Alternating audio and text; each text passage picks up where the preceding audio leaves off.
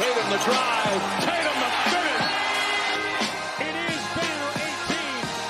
The mission commanded is mission accomplished. What's up, everyone? This is Noa Dalzell with a new live episode of You Got Boston, here to recap the first week of training camp. We got one more day, and then the Celtics will be going to Abu Dhabi. So this is the most of the media availabilities that we'll have before the season starts already happened. And so figured I'd hop on live here tonight and just get any questions you guys might have answered about training camp, and then also just share some of my takeaways and thoughts on just how the last few days have gone. It's been a lot of fun to talk to the players, to talk to Joe Mazzulla. We've talked to him a bunch of times, it feels like. We've really gotten a sense of things and just how this team is shaping to be. I think there was a lot of questions about Lonnie Walker. Got some information about that.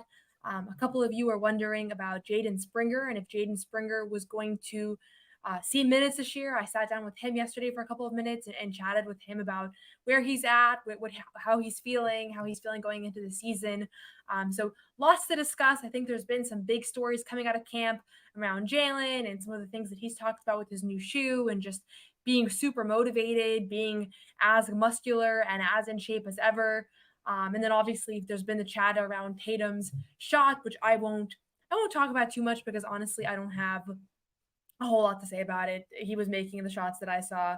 A lot of times I post the videos and people comment like, obviously he's an NBA player. Obviously he's going to make the open shots and shoot around. And that's true. So all I saw was that he was making shots at shoot around.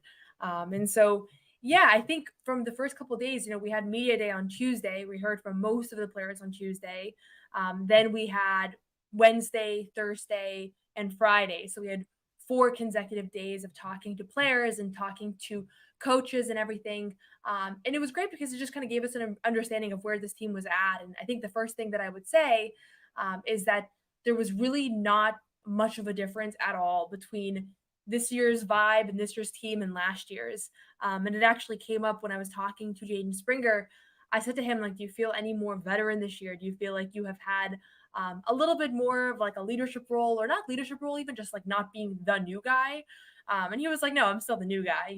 There was a couple of Exhibit 10 signings, there's the rookies, but outside of that, like he's still, him and X are still the newest players on the team.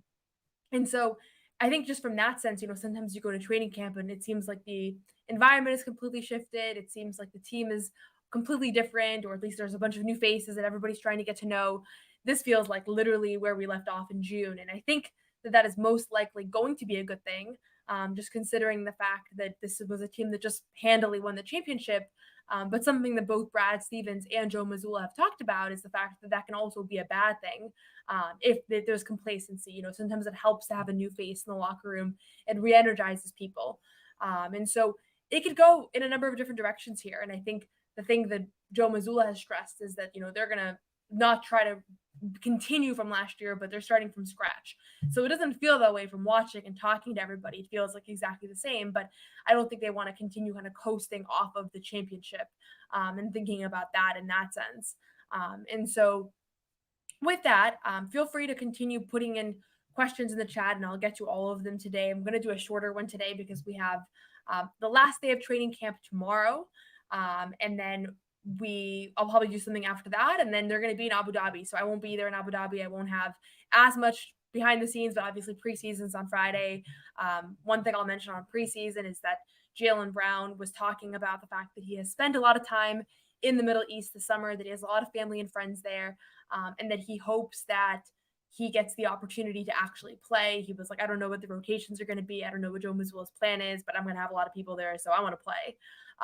And so that was just a funny thing. I have to say, Jaylen Brown, since the playoffs, like I thought that he seemed a little bit more loose in the playoffs as well, but he has been like so conversational with the media, so comfortable, laughing, making jokes, sticking around to like chat after he finishes the media scrums where he doesn't have to. So just like a very light energy about him. And I'm really curious to see how that manifests on the court, because obviously we saw him playing the best basketball of his career just a few months back, and he thinks he's gotten a lot better and that he's continued to work really hard. And I actually asked him, like, how is it possible that you traveled, we're watching on Instagram, like you're literally all over the world. How is it possible that now you're even better shape? When he was explaining how he has a whole team and a whole scheduler, and he shouted out Drew Moore, who's somebody on the staff, that everywhere he goes, he has a gym, he has exactly a plan, what he's going to do.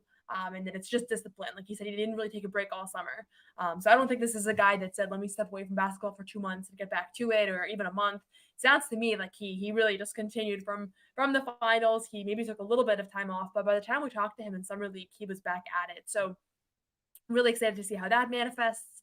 The obvious area of improvement in his game is free throws. Like I think that was the one thing that he was struggling with last season, and I don't necessarily think that he's going to struggle with that again necessarily. Like I could see him making a jump there, but it is so mental. So, he could have been practicing all summer, and who knows if he got better on that front. So Jaylen was something that stood out to me. Someone else that stood out to me was we talked to Neemias Queta, and he was talking a little bit about just how he's feeling really comfortable. He has this multiple year contract now. Last year when we were, at this time, he was dealing with a foot injury. He was on a 2-way. He was probably going to spend a lot of time in Maine. And so, yeah, I think that he's somebody that I would not be surprised. And I did a segment on this with Bobby Manning, but I would not be surprised if he's somebody you see a little bit more earlier on than maybe we had expected, especially with Porzingis out. And Luke had wrist surgery. Luke Cornett had wrist surgery. To me, it was out of left field. Brad Stevens said, as some of you know, and I haven't found one person that knew about it yet, so I don't think anybody knew. But yeah, certainly that is something to know, but I don't think it's the kind of injury that's going to pop up again. I think he had a fracture and he fixed it, is my understanding at least. So also running through these, and if there aren't too many questions, then I'll just share a little bit more takeaways, and we'll have more updates from tomorrow. Tomorrow we have kind of like an off the record film session with Joe Mazzulla, and those are always helpful to better understand just what he's thinking and how things are going in that sense. So it's no media, no filming or no quotes or anything, but it just helps kind of understand where he's coming from and everything. So first question, with the Knicks getting KAT, how do you think Porzingis will match up with him? So first of all, me and Bobby did a whole reaction show last night after the game. So feel free to, after the trade was announced. So feel free to, it was midnight, I was like falling asleep, but we did react to it. So if you want more on that trade, feel free to tune into that. Generally speaking, I was high on the Knicks from before. I think that they have a very well-rounded roster. I really believe in Jalen Brunson. I think that he's the type of player that you can go far with, even though I know a lot of people, the undersized guard, like there's a lot of questions about it. I just think he's a winner just from everything that I've seen, and I have him higher up than maybe most people will have him. So anyways, all that being said, last night, as most of you probably know, the Knicks traded Julius Randle and Dante DiVincenzo and a pick to the Wolves, and got back Karl Anthony Towns in return. And I think there was probably a number of reasons for this trade. One, they were just lacking front court depth. Like at the end of the day, KAT can play center better than Julius Randle can. Mitchell Robinson is out. He's not expected to be available at the start of the year. And then obviously Isaiah Hartenstein is gone. And I do think that Isaiah Hartenstein, move to Oklahoma City was probably the most underrated move of the summer. Like he was such a game changer for New York. As a Celtics reporter, every time I watched him play against the Celtics, it was just, the eating them up on the glass, so aggressive on rebounds. I just think that he's a headache. So getting him out of the conference is a win for Boston.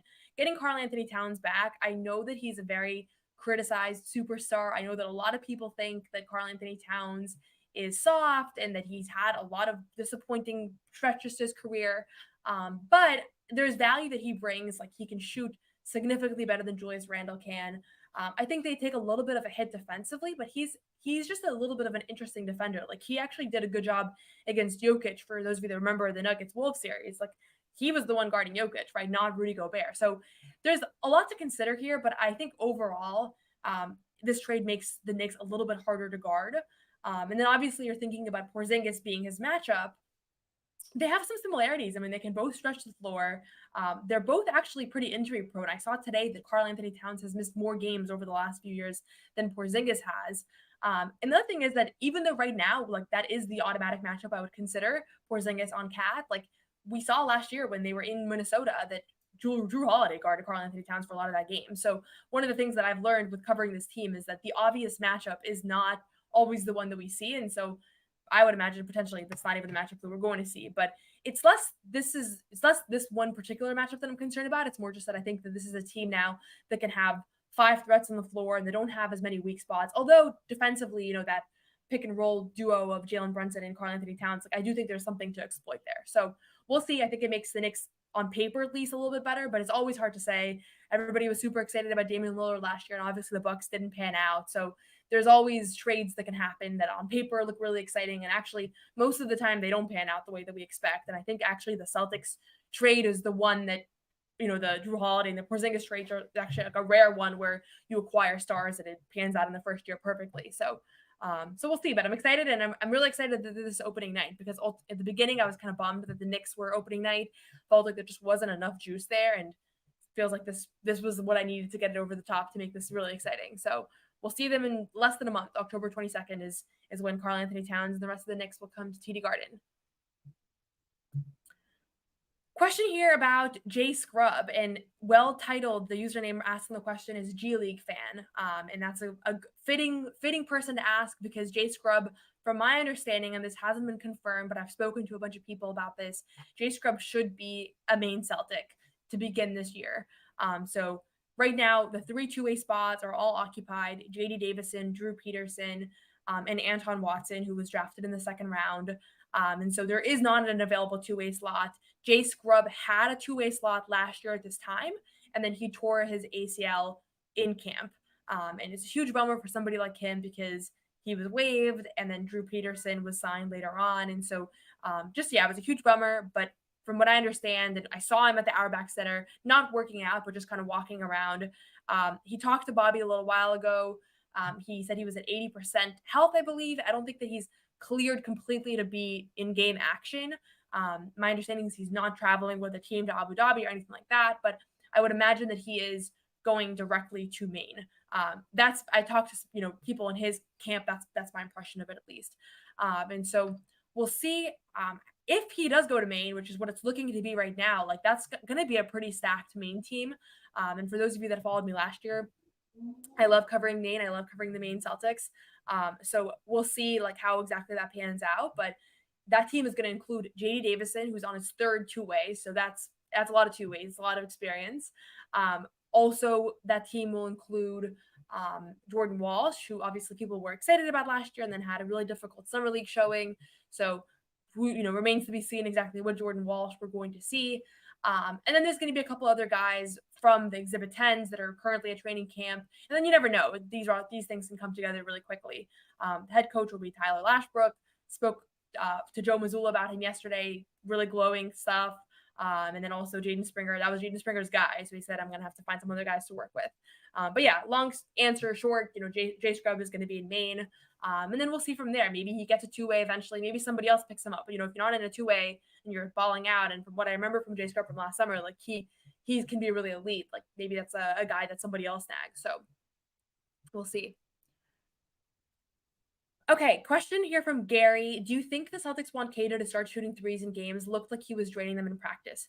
So I can just say I like to post the clips of guys shooting just because I feel like I should be giving to you guys everything that I see as much as possible. Queta is a really good shooter. Again, in the environment of watching him shoot threes with taking all the time in the world, he has a little bit of a slow release, but he's a really good shooter. It's hard to rank, but he would be in the upper half of the team, I think, as far as just three-point percentage from just me standing and watching them shoot, which it's not scientific, but just an example. He has been shooting threes since he got to Boston in practice. Pre-game, he takes a bunch. After practice, he takes a bunch. At shoot-arounds, he's always practicing threes. Now, the weird thing is that so is Luke. Luke is shooting threes pre-game. Luke is shooting threes after practice. It's a part of his routine. And obviously, as everybody that watches this team knows, Luke doesn't shoot threes in games. And so, yeah, it's a little bit confusing because Luke Kornet is a three-point shooter. He's the all-time leading three-point shooter among 7-footers in NCAA history. I believe he still holds that record. I don't think it's been broken. And so, to me, it's Luke, we have never gotten a good answer about why he does not shoot threes. I've asked Joe about it. I've asked Luke about it. I've never gotten a good answer. Luke said he likes practicing them, that it's a part of his game that he wants to keep fresh. But he's never said, when I leave, when I play for a different team, I will shoot threes, or I've been told not to shoot threes for X reason. Like, I've never gotten a straight answer for it. I'll probably ask about it again, but I have asked about it just for the record. And so I think until we see Queta shooting threes in games, like in my mind, he's in the same category as Luke, as somebody who practices threes but doesn't actually shoot them in games. And maybe it's because, long term, everybody knows right now that you don't want to be the one guy in the court that can't shoot. It just makes you a liability, right? Everybody knows most teams, like, 4 guys on the court can shoot a 1, sometimes even 5. And for the Celtics last year, there were the vast majority of playoff minutes, like, you had 5 threats on the floor, and I think is what made them really difficult to guard. And there's so many advanced analytics that have come out that have shown that other teams' rim protectors were constantly pulled away from the basket at a rate that is far superior than any other teams. And so I imagine that this Queta shooting threes thing is more of a long-term project than anything that we're seeing right now. But maybe we'll see when, he's going to get an opportunity early on. I mentioned it, we talked to him yesterday. I did a segment on it, but I do think they were going to get an opportunity, and maybe he fires them up. So until I see otherwise, I'm putting him in the Luke camp, though, just because I got to go with the fact that, Luke's not shooting them. He's still not a 3-point shooter, Queta, it's still a new thing, relatively speaking. So, okay. Question here. Do you expect Joe to play the starting 5 in Dubai? JB wants to play. Yeah, JB made it very clear he wants to play. He was like, I don't know the lineups, but I want to play. I'm going to have people there. I would, if I had to guess, and Joe said that they're balancing a bunch of different kind of strategies and plans. If I had to guess, I think that Joe starts the 5 guys that are going to be starting, especially because there's some, like, promo international stuff around it. Like, I think that there's a bunch of fans that are going to be there. It's a kind of a globalizing the game initiative. If you don't have your stars play at all, I think that's probably not the best look, is my impression of it, at least. So if I had to guess, Jaylen's going to start alongside the rest of the starting 5, but I don't think he's going to play like significant minutes. Like, maybe he just plays in the first half. And they're going to get other guys going. And I'm actually excited about those other guys because I feel like the stories at camp are always less about the stars, which are kind of more of a known thing, and more about the other guys. So we'll see, but that's my prediction, at least. Okay, question. After more days of training camp, what's been your favorite moment while interviewing the team? I'm assuming we're talking about this year's team and not last year's team. Probably chatting with Jaden Springer yesterday. He's somebody that I think some of you might know. I'm really excited about him. I think the 2 full games that we've watched him play were super impressive, both as a G League player. He played 1 game last year and then also 1 summer league game. But then other than that, we really haven't seen him play a lot. And so he's somebody I'm just fascinated by. I think that his defensive ceiling is so high. I see, I think if you have a gift like that, like, it's worth being excited about a player, and everything else, maybe it could come around, maybe it won't. But yeah, I did a one-on-one with him yesterday. You can check that out on CelticsBlog.com if you want to read the whole story. But he's just a really nice guy. I've interviewed him a bunch of times since he got to Boston. But the thing that I was trying to, I was talking to him about his career and where he sees his career going. And to me, it's like, what's the ceiling for Jaden Springer? Like, if I had to guess, it's being like a, really elite defender who is a role player who, comes off the bench or maybe starts and is not like the primary offensive player. From my vantage point, obviously, just watching and reporting on him and his team. But he was like, everybody wants to be the best player in the world. Like, that's where have my sights set on. And it was just kind of a funny moment because I don't think it's like him having unrealistic expectations or him having an ego or anything like that. I think it's just a reminder that, like, NBA players are different than the rest of us, and all of them think, or at least most of them, I think, can think they can be the best player in the world. Like, if you ask Pritchard, what's your ceiling? Like, I think that's what he would think as well. And so that's Jaden Springer, who has barely played in the NBA. Like, that's where he's eyeing things. And it was just an interesting conversation, and you can read more about that at CelticsBlog.com. So some Lonnie Walker questions here. Bobby did a full interview with him on Friday, so you can watch that whole interview on CLNS All Access. Question here, but when we'll find out, and then also just, you can't help but hope for the best for him. He's been super, super nice. We did a scrum with him. He's gotten this question a bunch of times in various forms around, like, are you, what went wrong, basically? I think everybody's kind of like, how did this guy end up on a training camp deal? And he has made sure to show, nothing but gratitude. He's made it very clear that he doesn't exactly know how he got here, that it wasn't what he was hoping for, but that he is going to take it and make the most out of the situation. And he's really just looking for a home. He's looking for a team that believes in him and where somewhere he can get a multiple year situation. And right now, it's not the Celtics. Like, there hasn't been that guarantee. He has said a couple times, this is what I'm hoping to happen. God willing, this is what will happen. But he's also made sure to constantly disclaim that he doesn't know exactly if this is going to materialize into a 15th roster spot, and that he's open to spending time in Maine, and that he's talked about that with Brad. So we'll find out in the next few weeks. I'm not sure an exact date. Obviously, the roster has to be finalized in the next few weeks before the season begins, but I will find that exact date actually, so I can share that with you all. But yeah, it's right now, like, people are wondering how's Lonnie looked. Like, he has been literally smiling at all times. Like, that's been something that stood out to me. Some people have like a very straight face when they're working out. He is grinning while he's shooting. Shot looks very smooth. Mostly just seen him playing, shooting threes. We haven't seen much more of anything else. One thing I did not realize is how good of a friend he is, how good of friends he is with Derek White. Like, he is super, super close with Derek White. That's something that I knew they played together in San Antonio, but you never know to what extent two people might be, really good friends or just teammates for a couple of years and they go their separate ways. And I also didn't realize that he was good friends with Drew Holiday and that he spent time working out with him in Los Angeles at his home and everything. And so Brad Stevens mentioned that, and then Bobby followed up with Lonnie on that yesterday. So if you want more Lonnie Walker, feel free to check that out on YouTube. Celtics All Access, CLNS Celtics All Access. I have to say, like, I'm supposed to be unbiased, but like, I am rooting for him. I think that he's just a fun player and he seems like a really nice guy. And it's more fun to have a 15 spot filled than to have it, empty for financial reasons from a reporting standpoint. And I'm sure for the fans too, everybody would rather have Lonnie Walker on the roster than just, have ownership save some money. But, you got to think about big picture things. And if he's not going to play, then I get it. But if he is going to play sometimes, then I think it's probably worth it. So, we'll take a quick moment from our friends over at PrizePicks. Feel free to continue putting in questions in the comment bar meanwhile. PrizePicks is America's #1 daily fantasy sports app with over 5 million active members. PrizePicks is the easiest way to play daily fantasy sports. Unlike other apps, on PrizePicks, it's just you against the numbers. All you have to do is pick more or less on 2 to 6 player stat projections and watch the winnings roll in. You can now win up to 100 times your money on PrizePicks with as little as 4 correct picks. PrizePicks is the best way to get action on sports in most states, including California, Texas, and Georgia. PrizePicks is the only real money daily fantasy platform with an injury insurance policy, so that your lineups stay in play even if one of your players gets injured. If your player leaves in the first half and doesn't return, PrizePicks, your picks are still alive.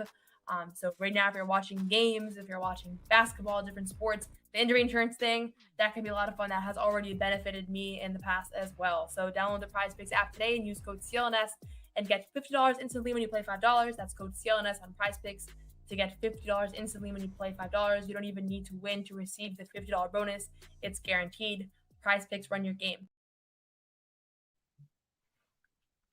Great. So I'm just looking through these comments here. The Abu Dhabi comment, everybody is available as of right now. There's been no official injury report. So just as far as I understand, everybody's available. Xavier Tillman said he's available. Luke said he is. But again, we haven't seen anything formal there. Obviously, Porzingis not available, needless to say. And I haven't seen Porzingis shooting or working out or anything. You guys will definitely see clips when Porzingis is on the court. That's like media bait. The second that he steps out, everybody pulls their phone out. Everybody knows that everybody wants to see those clips. So those will be available. I see a question here about the Connecticut Sun. I'm going to save that for the end so I can talk WNBA at the end and I'm not bouncing around, but I will do that because there's a lot to talk about there. I'm going to scroll through the rest of these, though, in the meantime. What do you think, what stood out to you during training camp so far? I think the main thing that has stood out to me is how similar everything is, like how it just feels like nothing has changed at all. There isn't like a, now that we won the championship, this is how we feel. Or now that we won the championship, vibes are completely different. Like that is probably the main thing that I've noticed, honestly. So, again, this is only my second year covering the team. So I started last year in the middle of the year. This is my first training camp. So it's all kind of new still, but I expected there to be like an energy of like, okay, we won the championship. Now we're talking about repeating or defending the title. And I think it comes from Joe and it's probably everybody's bought into it. But there is not any of that at all. I think the general feeling is like, we are starting over. It's really hard to repeat. We're really grateful to be in the position to even be in that conversation. But it's very business-like. Everybody's talking about how hard training camp has been. Drew Holiday said last year I missed the first day of training camp, but I wish that I had missed it this year too, because of how hard it is. Like, obviously joking, but you know, Jaylen Brown said, Missoula's a psycho in a good way. They've been doing drills where you don't score, drills where you don't pass, drills where you don't dribble. So it sounds like they're doing all sorts of weird things. But outside of that, like the habits of everybody are the same. Jaylen is at his basket working with a few coaches. Tatum's in his basket working with his few coaches. Derek's doing his shooting competitions and that he always does like a trick shot that he does, and they were all working on that.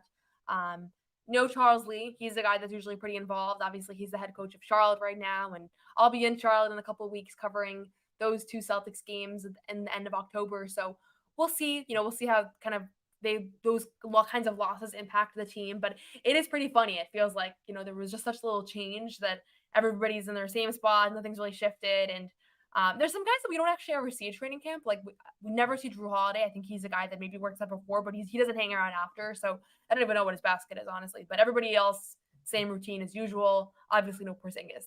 That's the one guy that usually would shoot around that we just haven't seen. Question here: do you think the Towns trade makes ownership say, "Yeah, sign Lonnie"?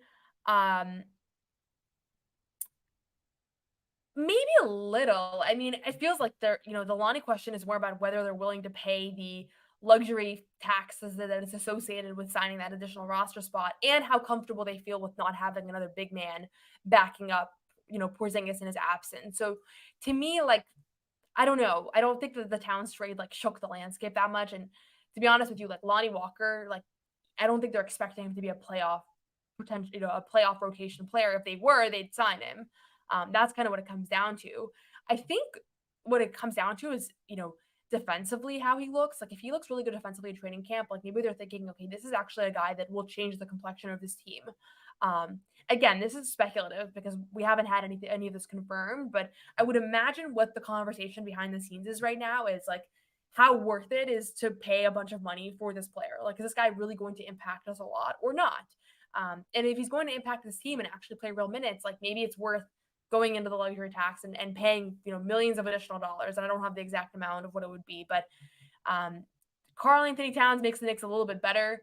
But I don't know that it changes things all that much. I've heard a little bit about Peyton Pritchard's getting picked on for being smaller, but Pritchard's a good defender. So, it all kind of balances out, but we'll see. I have not heard anything about building a new arena. Obviously, it's something that I hear radio people talking about, but it's not something that's come up around the team at all. I haven't heard anything about the ownership thing. I think Jaylen Brown and Drew Holiday both made clear, they were both asked about the ownership thing, that it's kind of none of their business and they're not that concerned about it. I'm sure behind the scenes internally, people are a little bit worried about it. I'm sure there's this feeling of I don't want to, I don't know. They like their current ownership. They like Steve Pagliuca. They like Wick. They get along well with those guys. Steve has really backed up a lot of Jaylen Brown's off-court social justice initiatives. They've done Raise the Age together, which was a criminal justice reform bill. So there's no reason that they would want to, that they would want to make things, get a new group or anything like that. But at the same time, I totally understand them not wanting to talk about it or speculate about it too much. Okay, I just saw someone said mic is still upside down. Okay, I'm going to try to fix it.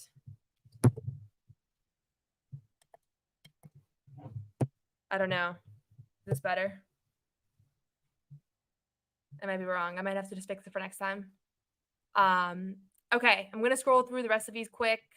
How has Jordan Walsh looked? We haven't heard from him yet as a scrum. And then also, I've only seen him practice jump shots. So he was making his free throws, but not a whole lot more since Summer League. Obviously, I saw him a lot at Summer League. I talked to him a lot at Summer League. I feel bad. I feel all the Summer League guys are sick of talking to me because I was the only reporter that was there in the last few days of Summer League. So it was just me, 5 minutes straight of questions for everybody that was available. So, but everything I see about Jordan Walsh, he seems like a really fun guy to be around.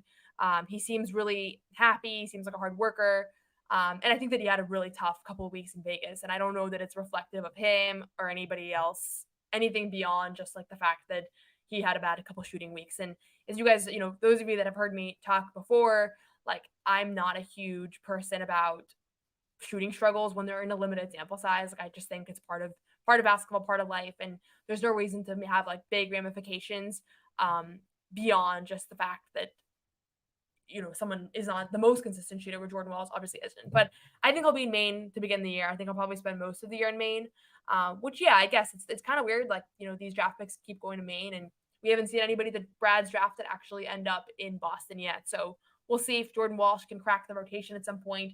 I thought with O'Shea gone, there was like a slim opportunity, but then seeing him in Vegas, like it just looks like he's still a little bit away from actually being able to impact the court. And talking to Jaden Springer, who just turned 22 this week, he's entering his 4th season, I believe. And Jordan makes you realize just like how young some of these guys, Baylor Shireman is 24, right? So it's all relative here when we're talking about age and everything like that. Okay, so the path to Lonnie being on the team is that if he is not, signed before training camp, he goes to Maine, and then anybody can grab him. And so if you're a Lonnie Walker fan, first and foremost, you just hope that he goes to Maine, he balls out. And if he really balls out, there's going to be this feeling right away. Like I'm confident that somebody will pick him up. Like he's a scorer. He has called himself a bucket a number of times, like instant points. And there's always guys that don't pan out. There's roster spots, guys getting waived. Like there's always guys that get picked up for Maine. And he's not a traditional Maine guy. Like he's a veteran. He's a guy coming off a pretty solid couple years. So the risk to have him just be in Maine until February is that somebody else can snag him. And I would guess that somebody would, although clearly we all have the wrong impression here of what Lonnie Walker's pathway is going to look like. So that's the challenge. If you could sign him to a two-way, then you have his rights, but you can't do that here in this case. And so that's why it's like, I don't think the Celtics would get him if he went to Maine. I think that somebody else would eventually grab him. Unless he goes to Maine, he doesn't do that well, but you never know. I think that it's hard to adjust from being a role player in the NBA to now you're trying to show off in Maine and show that you're really good. So although Isaiah Thomas has made a career out of showing us how to dominate, in Maine. So we'll see. I'll share anything more that I learned. It's kind of funny how much we've been talking about Lonnie Walker because he's like, on an Exhibit 10, but I also totally get it because Lonnie Walker is somebody that people are excited about, and for good reason, because he was a big name. He was one of the bigger names going into free agency that was undetermined late in the summer. And next thing you know, Celtics grab him, and now it's looking like maybe he won't even stay here. So I'll keep sharing anything that we report on him. But yeah.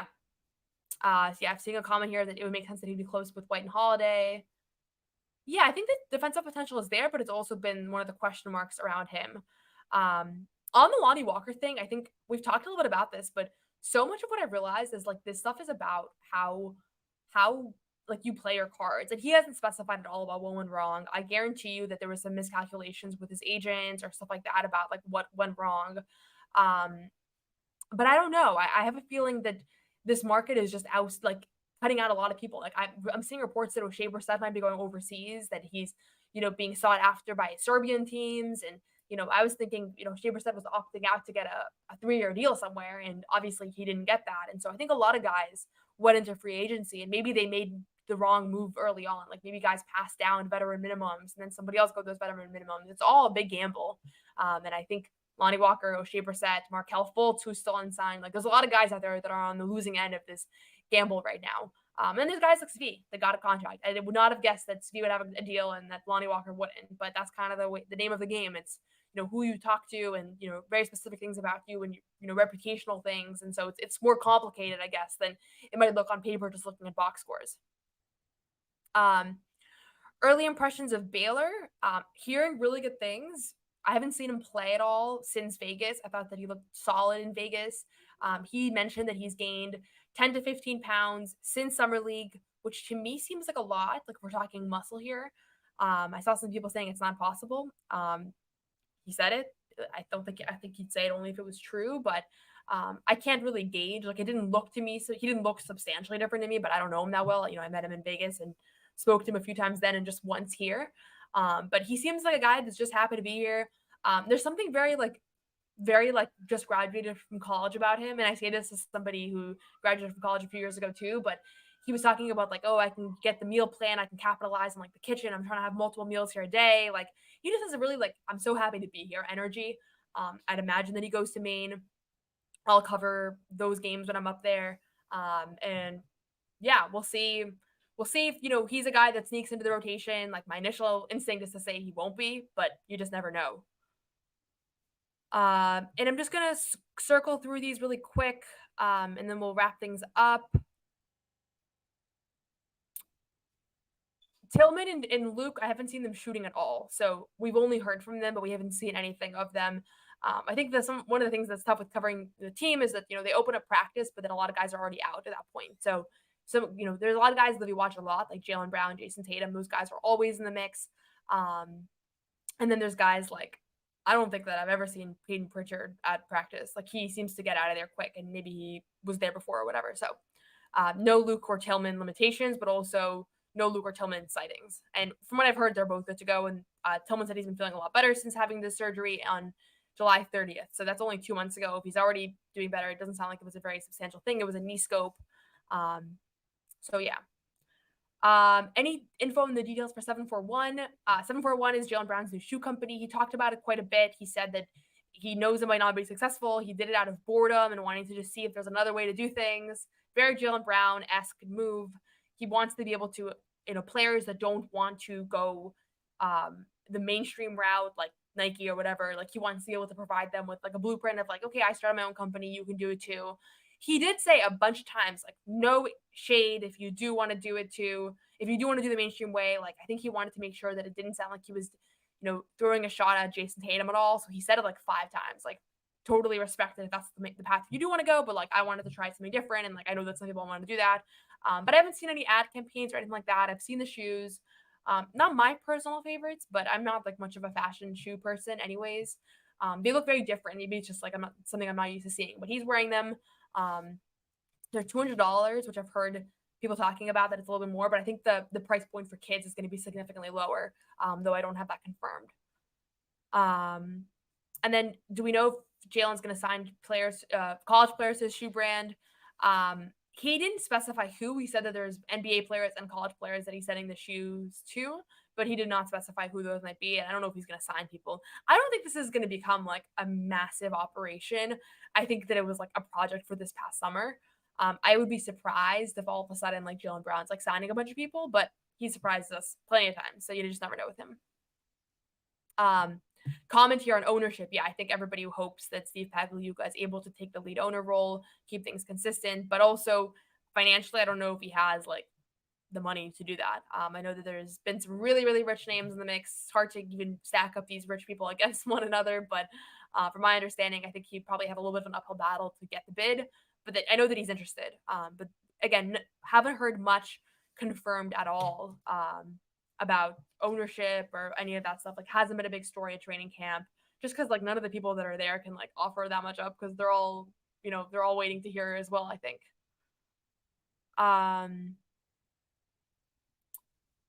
Okay, let me see. Okay, I think I'm gonna wrap it up here. Last question I guess I'll do is, what other early season games are you looking forward to beyond New York? I think, honestly, like, I'm excited to just see the big matchups. I'm excited to see them play against the Warriors. Like, I hate to feed into that, the Olympic stuff, but I think that, the Jaylen Brown, the Jason Tatum, Steve Kerr stuff, like, it's just a fun storyline. I don't think that it's actually that deep, but I think the city will be very rowdy. That's in November. And then just seeing how they stack up against, 76ers, the Bucks, all the Eastern Conference rivals. The Eastern Conference just matters more because you're going to play more of those teams. So just seeing how those stack up will be a lot of fun. So with that, I will wrap up. Thanks everybody for tuning in. Feel free to send me additional questions via Twitter if you'd like. Feel free to. And yeah, thank you so much. Have a great rest of your Saturday night. I'll have more from practice tomorrow, updates, analysis, all that. Check out my Jaden Springer story on Celtics blog.